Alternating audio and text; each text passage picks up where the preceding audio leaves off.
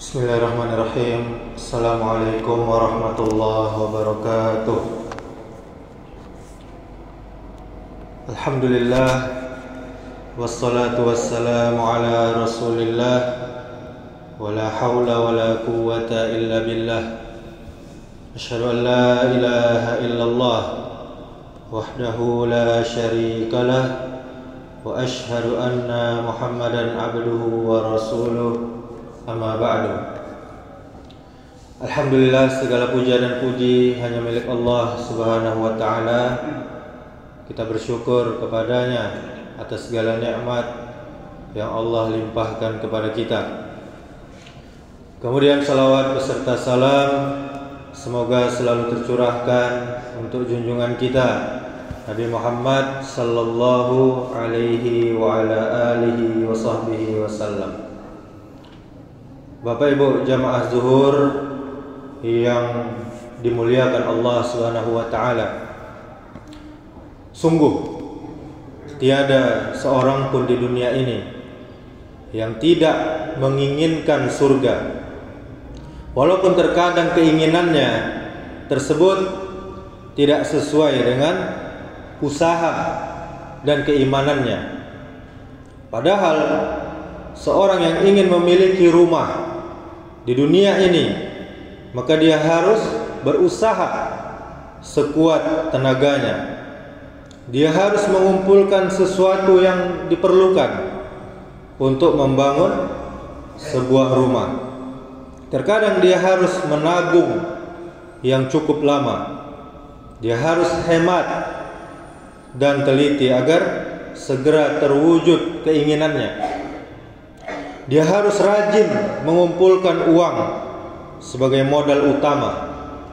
Dia juga harus menahan seleranya dan keinginannya yang tiada berguna.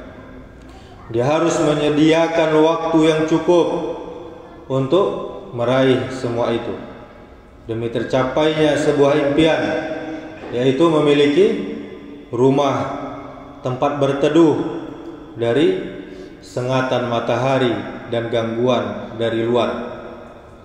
Ada yang menghabiskan waktunya berpuluh-puluh tahun untuk memiliki sebuah rumah di dunia ini.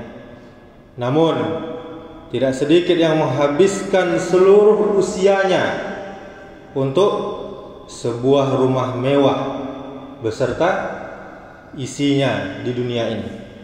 Sementara dia lupa bagaimana kelak rumahnya di akhirat nanti.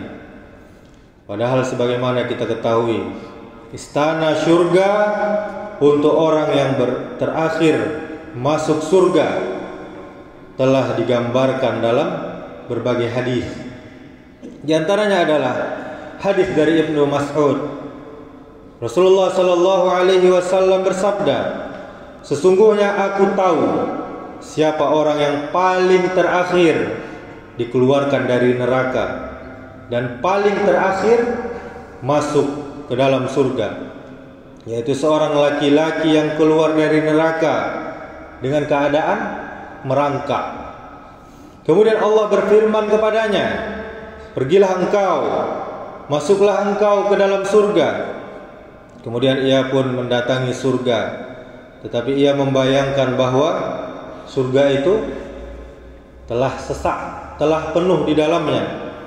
Ia kembali dan berkata kepada Allah, wahai Rabbku, aku mendatangi surga, tetapi sepertinya di dalam surga sudah penuh.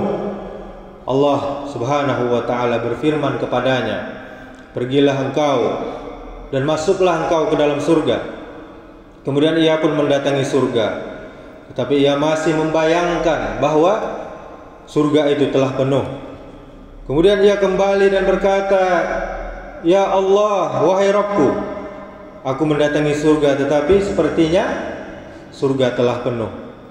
Kemudian Allah berfirman lagi kepadanya, pergilah engkau dan masuklah ke surga, karena untukmu surga seperti dunia dan 10 kali lipat darinya. Orang tersebut berkata, ya Allah, apakah engkau memperolok-olokku atau ingin mentertawakanku, sedangkan engkau ya Allah raja di raja. Kemudian Ibnu Mas'ud berkata, aku melihat Rasulullah sallallahu alaihi wasallam tertawa sampai tampak gigi geraham beliau. Kemudian beliau bersabda, itulah penghuni surga yang paling rendah derajatnya. Hadis riwayat Bukhari dan Muslim. Bapak Ibu jamaah salat zuhur yang dimuliakan Allah Subhanahu wa taala. Sejauh mana usaha kita? Sejauh mana waktu yang kita luangkan untuk bisa menjadi penghuni surga yang tinggal di istana emas, perak dan bertahtakan mutiara, intan dan berlian dengan segala fasilitas untuk mendapatkan kesenangan, dibandingkan dengan usaha kita untuk membangun sebuah rumah di dunia ini. Terkadang kita lupa diri, kita lupa waktu, kita lupa dengan usia kita. Keinginan kita sebuah istana di surga, namun usaha kita ke arah sana belum tampak sama sekali, masih sangat sedikit, bahkan belum dimulai sama sekali. Karena apa? Karena kesibukan kita untuk membangun rumah di dunia ini. Bahkan terkadang membangunkan rumah untuk anak keturunan kita, memuaskan hawa nafsu kita dan kesenangan dunia ini. Sementara Allah Subhanahu wa taala berfirman di dalam surah An-Nazi'at, wa amma man khafa maqama rabbih wa nahan nafsa 'anil hawa fa innal jannata hiyal ma'wa. Dan adapun orang-orang yang takut kepada kebesaran Rabb-Nya dan menahan diri dari hawa nafsunya, maka sungguh surgalah tempat tinggalnya. Bapak Ibu jamaah yang dimuliakan Allah Subhanahu wa taala, sudah sejauh mana kita menahan diri kita dari apa? Dari hawa nafsu yang tak akan pernah puas. Dapat satu ingin satu lagi, ingin satu lagi, dan begitu seterusnya. Lantas apakah kita masih mau membuang kesempatan untuk meraih surga dengan berharap rahmat dan kasih sayang Allah Subhanahu wa taala? Bukankah sangat mengagumkan orang yang masuk surga, walaupun surga yang paling rendah, sebagaimana yang dikabarkan dalam hadis tadi. Dan juga dalam sebuah hadis yang diriwayatkan oleh Imam Muslim dari Mughirah bin Syu'bah, bahwa Nabi sallallahu alaihi wasallam mengisahkan Musa pernah bertanya kepada Rabb-Nya, siapakah penduduk surga yang paling rendah kedudukannya? Kemudian Allah menjawab, dia adalah seorang yang datang setelah penghuni surga masuk ke dalam surga, lalu dikatakan padanya, masuklah kamu ke dalam surga. Lantas ia mengatakan, wahai Rabbku, bagaimana aku masuk surga sedangkan mereka telah mengambil tempatnya masing-masing di dalam? Maka dikatakan padanya, tidakkah engkau rela jika aku beri engkau seperti kekayaan raja dari raja-raja di dunia? Aku ridha, wahai Rabbku, jawabnya.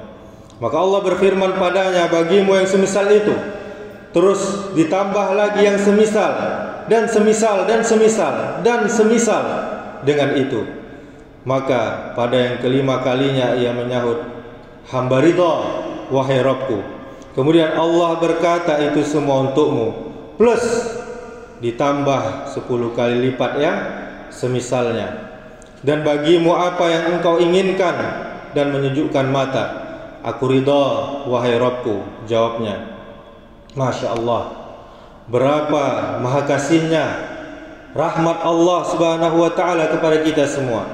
Apalagi janji Allah yang berupa tempat yang paling indah, yakni surga.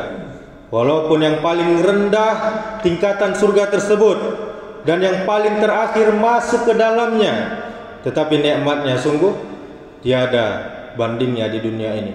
Semoga Allah Subhanahu wa ta'ala menggolongkan kita ke dalam golongan penduduk surga. Amin. Allahumma amin. Subhanakallahumma wa bihamdika asyhadu an la ilaha illa anta astaghfiruka wa atubu ilaik. Wassalamualaikum warahmatullahi wabarakatuh.